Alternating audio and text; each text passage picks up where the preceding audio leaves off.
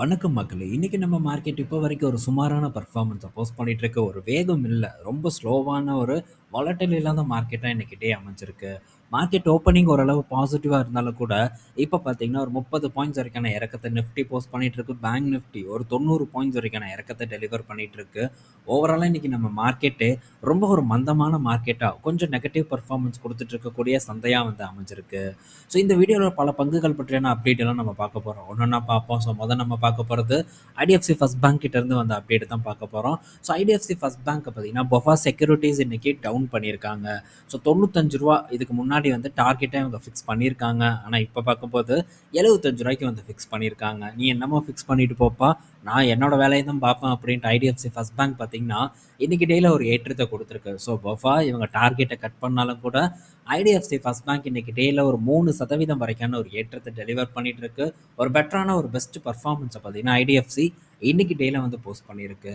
So IDFC ரீசெண்டாக நல்ல ஒரு டிப் நடந்தது. பட் இருந்தாலும் நான் இந்த ஐடிஎஃப்சி எல்லாம் வந்து ஃபோக்கஸ் பண்ணலை. ஏன் அப்படின்ட்டு தொடர்ந்து ஃபாலோ பண்ணக்கூடிய நண்பர்களுக்கு தெரியும். ஸோ இந்த இடத்துல பெரிய அளவுக்கு ஒரு கான்சன்ட்ரேஷன் நான் வந்து பண்ணலை. அடுத்தது பார்த்தீங்கன்னா ஸோ இப்போது மாருதி சுசுகி வந்து சில ஃபேஸ் லிஃப்ட் வந்து இந்த வருடம் வந்து லான்ச் பண்ண போகிறாங்க. அதில் பிரசாவும் ஒன்று. ஸோ அது போக ஃப்ராங்ஸ் இருக்குது. இப்போ தான் வந்து விட்டாராவை வந்து லான்ச் பண்ணாங்க. ஸோ இப்போ நம்ம குறிப்பாக இந்த பிரசாவை வந்து பார்ப்போம். இந்த பிரசா பார்த்திங்கன்னா ஒரு நல்ல நம்பரில் விற்பனை ஆகிட்டு இருக்கக்கூடிய ஒரு வாகனமாக மாருதி சுசுகிக்கு இருந்துட்டு வந்துட்டுருக்கு. ஸோ எப்போவுமே ஃபேஸ் லிஃப்ட் அப்படின்னாலே ஒரு அப்டேட் வந்து இருக்கணும். ஆனால் இந்த இடத்துல அப்டேட் இருக்கிற மாதிரி எனக்கு தெரில. ஒரு டவுன் கிரேட் தான் வந்து பண்ண போகிறாங்க. இது இனிஷியலாக மாருதி சுசுகியோட சேல்ஸை வந்து பாதிக்குங்கிறதுல எந்த டவுட்டும் இல்லை. ஏன்னா 1000 லிட்டர் இன்ஜின் வந்து இப்போது இங்கே மாருதி சுசுகி பிரசால வந்து யூஸ் பண்ண போகிறதா சொல்லியிருக்காங்க. ஸோ இதில் டர்போ சேர்த்து கொடுக்க போகிறதா நமக்கு டீட்டெயில் வந்து கிடச்சிருக்கு. இதெல்லாமே பார்த்தீங்கன்னா இப்போதைக்கு ஒரு எக்ஸ்பெக்டேஷனாக வந்துருக்கு. அது மட்டும் இல்லை, இதுக்கு முன்னாடி 4 சிலிண்டர் என்ஜின் யூஸ் பண்ணிட்டு இருந்தாங்க. ஆனால் இனிமேல் பார்த்தீங்கன்னா 3 சிலிண்டர் என்ஜின் வித் டர்போவோட யூஸ் பண்ண போகிறதா ஒரு அப்டேட்டும் வந்து நமக்கு கிடச்சிருக்கு. இது எல்லாமே வந்து எக்ஸ்பெக்டேஷன் தான். கூடவே 1.5 லிட்டர் அதுலேயும் 3 சிலிண்டர் தான் இருக்கும் அப்படின்ட்டு நமக்கு ஒரு இன்ஃபர்மேஷன் கிடச்சிருக்கு. ஸோ இது இனிஷியலாக டெஃபினட்டாக மாருதி சுசுகிக்கு ஒரு சேல்ஸ் இம்பேக்ட் வந்து ஏற்படுத்துறதுக்கான வாய்ப்பு அதிகமாக இருக்குது. ஸோ 3 சிலிண்டர் அப்படின்ட்டு உடனே இந்த ஆட்டோ யூடியூபர்ஸ் எல்லாமே வந்து தூக்கிட்டு வந்துடுவாங்க. ஆனால் இந்த செக்மெண்ட்டில் இருக்கக்கூடிய எல்லா காருமே 3 சிலிண்டர் தான். நெக்ஸான் 3 சிலிண்டர், மகேந்திரா 3XO பார்க்கும்போது 3 சிலிண்டர் தான். இதுவும் இப்போ 3 சிலிண்டரில் தான் வந்து வருது. கொஞ்ச நாட்களுக்கு சேல்ஸ் கம்மியாக இருக்கும். எப்படி வந்து இந்த ஸ்விஃப்ட் லான்ச் பண்ண உடனே பார்த்தீங்கன்னா சேல்ஸ் இல்லை. என்ன ரீசன்னா எல்லா சோஷியல் மீடியாலையும் குறிப்பாக இந்த ஆட்டோ ரிவ்யூ பண்ணக்கூடிய ஆட்கள் எல்லாம் 3 சிலிண்டர் இது வேஸ்ட் அப்படின்ட்டு கூவுன்னு கூவுனாங்க. ஆனால் இப்போ வழக்கம் போல் திரும்ப பார்த்தீங்கன்னா ஸ்விஃப்ட்டு சேல்ஸ் அதிகமாக ஆரம்பிச்சிருச்சு. 15,000 18,000 வண்டி கிட்ட ஸ்விஃப்ட் வந்து ஒவ்வொரு மாதமும் வித்துட்டு வந்துட்டு இருக்காங்க. ஸோ அதே தான் இங்கேயும் நடக்கும்னு நான் நினைக்கிறேன். ஆனால் இனிஷியலாக இவங்களுடைய சேல்ஸ் பாதிக்கப்படுங்கிறத நம்ம கண்டிப்பாக வந்து புரிஞ்சுக்கணும். அடுத்தது பார்த்தீங்கன்னா மகேந்திரா கிட்ட இருந்து ஒரு அப்டேட்டு. ஸோ மகேந்திரா வந்து 4வது ஈவியை வந்து நெக்ஸ்ட் இயர் லான்ச் பண்ண போகிறதா ஒரு அப்டேட் வந்து கொடுத்துருக்காங்க. அவங்களுடைய புது பான் எலக்ட்ரிக் போர்ட்ஃபோலியோவில் 4வது வண்டி ஆட் ஆக போகுதுங்கிற ஒரு டேட்டா நமக்கு கிடச்சிருக்கு. ஸோ பார்ப்போம் என்ன மாதிரியான ஒரு மாடலை வந்து இவங்க விரைவில் லான்ச் பண்ண போகிறாங்க, என்ன மாதிரியான ரேட்டில் லான்ச் பண்ண போகிறாங்கங்கிறத பொறுத்திருந்து வந்து பார்ப்போம். ஸோ டாட்டாக்கு ஒரு நல்ல போட்டியாளராக மகேந்திரா இருக்காங்க. ஸோ மாருதி போட்டி கொடுப்பாங்களாங்கிறத பொறுத்திருந்து தான் வந்து பார்க்கணும். ஸோ நெக்ஸ்ட்டு பார்த்தீங்கன்னா இப்போது குளோபலாக பார்த்தீங்கன்னா நம்ம நிறைய டைம் வந்து டிஸ்கஸ் பண்ணிட்டு தான் இருக்கோம். ஸோ ஃபஸ்ட்டு வந்து ஜென்ரல் மோட்டார் வந்து அவங்களுடைய ஈவி பிளானை ஸ்க்ராப் பண்ணாங்க. ஸோ ஈவி பெருசாக இது இல்லை அப்படின்ட்டு ஒரு பெரிய அளவுக்கு ஒரு ரைட் ஆஃப் நடந்தது. அடுத்தது ஃபோர்டில் நடந்தது. ஃபோர்டும் பார்த்தீங்கன்னா ஈவி ட்ரக்கெல்லாம் வந்து கேன்சல் பண்ணாங்க. ஸ்டெலான்டீஸும் பார்த்தீங்கன்னா கேன்சல் பண்ணாங்க. பேட்ரி அசட்டை விற்கவும் வந்து செஞ்சாங்க. இப்படி ஒவ்வொரு பெரும் நிறுவனங்களும் பார்த்தீங்கன்னா ஈவி நமக்கு செட் ஆகாதுப்பா அப்படின்ட்டு கையை கழுவிட்டு வெளியே போகிறதுக்கு ட்ரை பண்ணுறாங்க. ஸோ இப்போது லம்பர்கினி பார்க்கும்போதும் இதே ஒரு விஷயத்த வந்து பண்ணுறாங்க. ஸோ ஈவியில் ஒரு வண்டி லான்ச் பண்ணுறதா இருந்தது. இப்போ பார்த்தீங்கன்னா இதை வந்து கேன்சல் பண்ணுறாங்க. ஏன்னா டிமாண்டே இல்லைங்க ஈவி வண்டிக்கு அப்படின்ட்டு அந்த நிறுவனத்தோட சிஇஓ வந்து சொல்லியிருக்காங்க. டிமாண்டே இல்லாமல் நாங்கள் எதுக்குங்க இதை வந்து தயாரிக்கணும், எதுக்கு விற்கணும் அப்படின்ட்டு ஓப்பனாக வந்து சொல்லிட்டாங்க. ஸோ இதை நம்ம பலமுறை டிஸ்கஸ் பண்ணிகிட்டு இருக்கோம். குளோபல் சந்தையில் ஈவிக்கான வரவேற்பு இல்லை. ஏன்னா ஈவி காஸ்ட்டில் கொஞ்சம் நெஞ்சமெல்லாம் இவனுங்க போடுறது இல்லை. இவனுங்க எக்கச்சக்கமாக வந்து போடுறாங்க. ஸோ அதுவும் பர்ஃபார்மன்ஸ் காரில் ஈவியை பெருசாக யாரும் விரும்புறதில்ல. V8 இன்ஜின் இந்த மாதிரி தான் அங்கே இருக்க வெஸ்டர்ன் பீப்புள் பார்த்திங்கன்னா லைக் பண்ணுறாங்க. ஸோ சைனா ஈவி நல்லா விற்குதே அப்படின்னு கேட்கலாம். ஆனால் சைனா ஈவியோட காஸ்ட்டும் நம்ம ஆட்கள் விற்கக்கூடிய காஸ்ட்டும் பார்த்திங்கன்னா சேம் இல்லை, ரொம்பவே காஸ்ட்லியாக இருக்குது. ஸோ பல சேலஞ்சஸ் இருக்குது. அதனால் இவங்களும் இந்த ஈவி பிளானை வந்து ஸ்கிராப் பண்ணுறாங்க. ஸோ ஒவ்வொரு நிறுவனங்களாக ஸ்கிராப் பண்ணிகிட்டே தான் வந்துட்டு இருக்காங்க. ஸோ இதில் ஈவியில் யார் யாரெல்லாம் பெரிய அளவுக்கான ஒரு முதலீடு பண்ணுறாங்களோ அவங்க கொஞ்சம் ஜாக்கிரதையாக இருக்க வேண்டியது தான். எதிர்பாராத அதுவும் ஸ்டெலண்டிஸ் நீங்கள் பார்த்துருப்பீங்க, $27 பில்லியன் அளவுக்கான ஒரு ரீஸ்ட்ரக்சரிங் வந்து அவங்க பண்ணினாங்க. இதில் 13 பில்லியன் புது இன்வெஸ்ட்மெண்ட்டாக இருந்தாலும் பேலன்ஸ் அமௌண்ட் எல்லாமே பார்த்தீங்கன்னா ரீஸ்ட்ரக்சரிங் காஸ்ட் தான். ஸோ இப்போது நம்ம நாட்டில் ஒரு நிறுவனம் இருக்குது, அதுதான் டாடா மோட்டார்ஸ். உடனே நெக்ஸான் ஈவி விற்கிது, பஞ்ச் ஈவி விற்கிதுன்னு சொல்லாதீங்க, அதெல்லாம் நல்லா தான் விற்கிது, அதில் எந்த டவுட்டும் இல்லை. ஆனால் ஜேஎல்ஆர், ஸோ அங்கே பார்த்தீங்கன்னா எல்லாமே காஸ்ட்லியான மாடல்ஸ் தான்.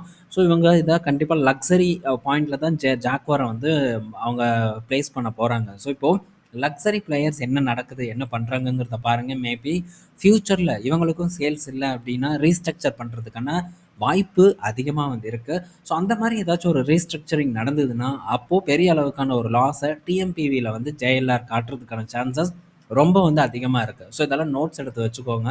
நடக்குது நடக்கலை ரெண்டாவது. ஸோ இதெல்லாம் நடந்ததுன்னா நமக்கு ஒரு மிகப்பெரிய ஒரு படிப்பினையாக வந்து இருக்கும். நடக்கலைனாலும் ஒரு படிப்பினையாக தான் வந்து இருக்கும். ஸோ ஃபஸ்ட்டு நம்ம ரிவ்யூ பண்ணுறதுக்கு கற்றுக்கணும், என்ன நடக்குது அப்படிங்கிறத உள்வாங்கிறதுக்கு தெரிஞ்சுக்கணும். ஜஸ்ட்டு சென்டிமெண்ட்டாக வந்து ஒரு விஷயத்தை பேசக்கூடாது. நான் நேற்று கூட ஒரு கமெண்ட் பார்த்தேன், என்னென்னா நான் 360 இருக்கும்போது இதில் பேராபத்து டாடா மோட்டார்ஸ் அப்படின்னு சொன்னன்ட்டு ஒருத்தர் வந்து கமெண்ட் பண்ணியிருந்தாரு. ஸோ நான் பேராபத்து அப்படின்னுலாம் வந்து சொல்லியிருந்தாலும் கூட நான் உங்களை வாங்குங்க இல்லை வாங்காதீங்கன்னு எதுவுமே வந்து கிடையாது. நான் என்ன பண்ணுறேங்கிறத டிஸ்கஸ் பண்ணுறேன். டாடா மோட்டார்ஸில் என்ன ஒரு டிஃபிகல்ட்டிஸ் இருக்கிறத நான் ஃபீல் பண்ணுறேனோ அதை வந்து இந்த இடத்துல டிஸ்கஸ் பண்ணுறேன்.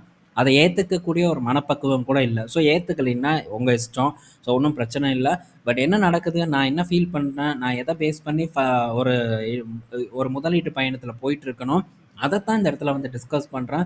உங்களை கன்சிடர் பண்ணுங்க அப்படின்னு சொல்கிறது என்னுடைய ஒரு நோக்கம் இல்லை. அதே மாதிரி நீங்கள் கன்சிடர் பண்ணாதீங்கன்னு சொல்கிறதும் என்னுடைய நோக்கம் இல்லை.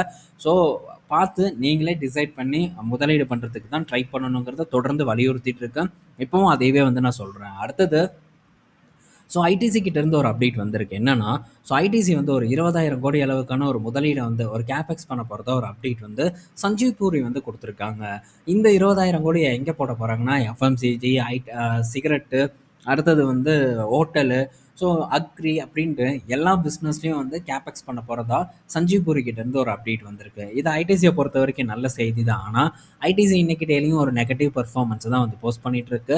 318 ரூபா கிட்ட வந்து ட்ரேட் ஆகிட்டு இருக்கு. நல்ல ஆப்பர்ச்சுனிட்டி இன்னும் பார்த்தீங்கன்னா ஐடிசியில் இருந்துட்டு தான் இருக்கு. ஸோ செக் பண்ணி பாருங்க. அடுத்தது ஜைடஸ் கிட்ட இருந்து ஒரு அப்டேட்டு. ஸோ ஜைடஸும் பார்த்தீங்கன்னா அவங்க இந்த செமக்ளூடைட், அதாவது இந்த வெயிட் லாஸ் ட்ரக்கை வந்து இப்போது லான்ச் பண்ணுறாங்க. நோவல் பென் டிவைஸ் வந்து லான்ச் பண்ணுறாங்க. ஸோ இந்த நோவல் பென்னை பார்த்தீங்கன்னா ஸோ ரீயூஸ் பண்ணிக்கலாம் அப்படின்ட்டு வந்து சொல்லியிருக்காங்க. அதற்கான ஒரு அப்ரூவலும் வந்து ஜைடஸ் கிட்ட வந்து இருக்குது. ஸோ இது ஜைடஸை பொறுத்த வரைக்கும் ஒரு பாசிட்டிவ் நியூஸாக இருக்குது. பட் இதெல்லாம் தொடர்ந்து எல்லா மருந்து நிறுவனங்களும் கொடுத்துட்டு இருக்கக்கூடிய அப்டேட் தான். ஸோ எல்லாரும் இந்த வெயிட் லாஸ் ட்ரக்கை லான்ச் பண்ண போகிறாங்கன்னு தெரியுது. ஆனால் இதை பேஸ் பண்ணி சில ஏற்ற இறக்கங்கள் பார்த்தீங்கன்னா மார்க்கெட்டில் நடந்துகிட்ருக்கு. ஸோ அது வந்து நம்ம குறிப்பாக கொஞ்சம் கவனமாக வந்து பார்க்கணும். நேற்று ஒரு கமெண்ட் பார்த்தேன், என்னென்னா, ஸோ ஏதாச்சும் ஒரு நல்ல ஃபார்மா ஸ்டாக் சொல்லுங்கள் அப்படின்ட்டு. எல்லாமே நல்ல ஃபார்மா ஸ்டாக்ஸ் தான். மெயினாக பல ஃபார்மா ஸ்டாக்ஸ் இருக்குது. மோஸ்ட்லி இதெல்லாம் நல்லது தான். ஆனால் வாங்குறதுக்குன்னு ஒரு தருணம் இருக்குல்ல, ஸோ அதுதான் ரொம்ப முக்கியம். ஸோ நல்ல ஃபார்மா கம்பெனிங்கிறதுக்காக ஏதோ ஒரு ரேட்டில் வாங்குறதுக்கு ஆசைப்படாதீங்க. ஸோ அதை ஒரு பெஸ்ட்டான ஒரு இடத்துல வாங்குறதுக்கு ட்ரை பண்ணுன்னா நமக்கு ஒரு சேஃப்டி வந்து ஏற்படும். அதுக்கு தான் நம்ம வந்து சொல்கிறது தொடர்ந்து. ஸோ பாருங்கள், நம்ம கண்டிப்பாக ஆப்பர்ச்சுனிட்டி வந்ததுன்னா அதை உங்கள் கூட டிஸ்கஸ் பண்ணிட்டு தான் வந்து இருக்கேன். ஸோ பார்ப்போம் ஃபர்தராக எனக்கு ஏதாச்சும் சான்ஸ் வந்து இந்த மார்க்கெட்டில் ஏற்படுதான்ட்டு. அடுத்தது தேஜஸ் நெட்வொர்க் இன்னைக்கு டேல ஒரு ஏற்றத்தை கொடுத்துருக்கும் போல். ஸோ தேஜஸ் நெட்வொர்க்குக்கு வந்து ஒரு கான்ட்ராக்ட் வந்து கிடச்சிருக்கு. 5G மீமோ ரேடியோ ஆர்டர் கான்ட்ராக்ட் பார்த்திங்கன்னா வின் பண்ணியிருக்காங்க. என்ன ரேட்டு, இந்த கான்ட்ராக்டோட ஒர்த் என்ன அப்படின்ட்டுலாம் எனக்கு கரெக்டாக தெரில. அதை எங்கேயும் வந்து ப்ரொவைட் பண்ணலை. அதனால் இந்த செய்தி வந்ததுனால இன்றைக்கி டேயில் இந்த தேஜஸ் நெட்வொர்க் பார்த்திங்கன்னா கிட்டத்தட்ட 13% வரைக்கான ஒரு ஏற்றத்தை பார்த்திங்கன்னா டெலிவர் பண்ணிகிட்ருக்கு. ஒரு பெரிய ஒரு டவுன்ஃபால் தொடர்ந்து இறங்கிட்டு இருந்த பங்கு. ஸோ இந்த ஒரு செய்தி வந்ததும் வந்து ஒரு ஏற்றத்தை வந்து கொடுத்துருக்கு. பட் இதெல்லாம் ரொம்ப வந்து ஒரு ஆபத்தான ஸ்டாக். இதை 800 இருக்கும்போதே நம்ம சொன்னோம். அப்போ பார்த்திங்கன்னா இந்த தேஜஸ் நெட்வொர்க்குன்ட்டு தொடர்ந்து பலரும் வந்து கேட்டுட்டு கிடந்தாங்க. ஆனால் இப்போ இந்த பங்கு 300 வந்து ட்ரேட் ஆகிட்டு இருக்கு. ஸோ என்ன நடக்குதுங்கிறத புரிஞ்சுக்கோங்க. அந்த டைமில் அவங்களுக்கு பிஎஸ்என்எல் கான்ட்ராக்ட் இருந்தது. அதனால நல்ல பெர்ஃபார்மன்ஸ பண்ணாங்க. இப்போ அதெல்லாம் இல்ல. அதனால ரொம்ப சுமாரா வந்து பெர்ஃபார்ம் பண்ணிட்டு இருக்காங்க. அடுத்த ஒரு நல்ல கான்ட்ராக்ட் கிடைக்குங்கிற ஒரு விசிபிலிட்டீஸ் இதுல இருந்ததுன்னா, அப்போ இந்த மாரியான பங்க நம்ம தேர்வு செய்வத பற்றி திங்க் பண்ணலாம். ஸோ இதெல்லாம் ரொம்ப வந்து ஈஸியா ஐடென்டிஃபை பண்ணக்கூடிய பங்கு. இந்த பங்குலயே நம்ம தவறு பண்ணுனோம்னா, ஸோ சில இடத்துல நம்மளால ஐடென்டிஃபையே பண்ண முடியாது. அந்த மாரி இடத்துல இன்னும் பெரிய தவறு பண்ணுவதற்கான வாய்ப்பு அதிகமா இருக்கு. ஸோ ரொம்ப கிளியரா புரிஞ்சு முதலீடு பண்றதுக்கு ட்ரை பண்ணுங்க. பேர கேட்டோமா, இவங்க சொல்ட்டாங்களா அப்படின்ட்டு முதலீடு பண்றதுக்கு மட்டும் தயவு செஞ்சு ஒரு ஆர்வத்த காட்டாதீங்க. அதத்தான் நான் தொடர்ந்து சொல்லிட்டு வந்துட்டுருக்கேன். ஸோ இந்த வீடியோல நம்ம பல இன்ஃபர்மேஷன் பார்த்துருப்போம். பயனுள்ளதா இருக்கும்னு நான் நெனைக்கிறேன். ஈவினிங் நம்ம இன்னொரு வீடியோல மீட் பண்ணுவோம். பாய் மக்களே!